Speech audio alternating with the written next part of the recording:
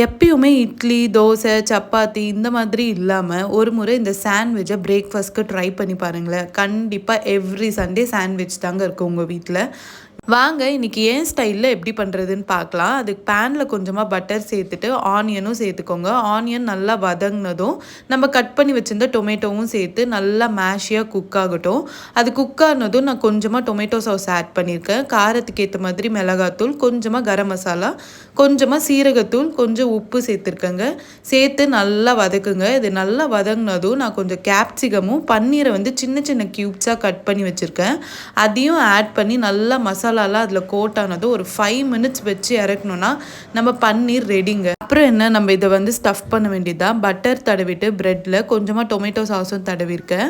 இதை வந்து பன்னீரை ஸ்டஃப் பண்ணிவிடுங்க. நல்லா ஒரு ஃபுல்லாக ஸ்ப்ரெட் ஆகிற அளவுக்கு பன்னீரை ஸ்டஃப் பண்ணிவிட்டு மேலே வந்து நான் கொஞ்சமாக பீஸா சீசனிங் போட்டிருக்கேன்.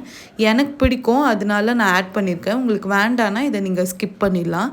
மேலே வந்து நல்லா சீஸை நிறைய போட்டுக்கோங்க. போட்டு இதையும் நல்லா ஸ்டஃப் பண்ணி டோஸ்டரில் வச்சு ஒரு 5 மினிட்ஸ் டோஸ்ட் பண்ணி எடுத்தோன்னா நம்ம பன்னீர் சாண்ட்விச் ரெடிங்க. அப்புறம் என்ன, சர்வ் பண்ணி என்ஜாய் பண்ண வேண்டியது தான். உங்கள் கிட்ஸுக்கு ஃபேவரட்டான பிரேக்ஃபாஸ்ட்டும் இருக்கும், உங்களுக்கு ஈஸியாக முடிகிற வேலையாகவும் இருக்கும், ஹெல்த்தியாக கொடுத்த ஒரு சாட்டிஸ்ஃபையும் இருக்கும்.